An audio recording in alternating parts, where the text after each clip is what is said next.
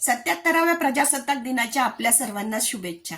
तर देशासाठी आज आपण खूप काहीतरी करावं असं आपल्याला प्रत्येकाला वाटत असतं आणि आजच्या दिवशी आणि 15 ऑगस्टच्या दिवशी ह्या भावना अतिशय तीव्र होतात आणि असं वाटतं कुणाला मदत करू मी आणि देशासाठी काय करू आणि बॉर्डरवर जाऊ का, लढू का, शत्रूशी सामना करू का, अशा प्रकारच्या भावना ह्या आलेल्या असतात आणि म्हणून आजच्या दिवशी आपण ठरवलं पाहिजे की आपण देशासाठी काय करू शकतो। सामान्य नागरिक म्हणून मी देशासाठी काय करू शकते।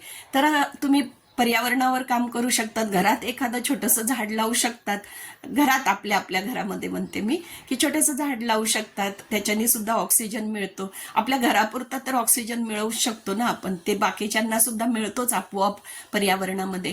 तरुणांना शांततेचं आवाहन करू शकतात, एकमेकांशी छान बोलू शकतात, शांतता पसरवू शकतात आणि खूप भांडणं जिथे असतील त्यांना सुद्धा आपण धीर देऊ शकतात।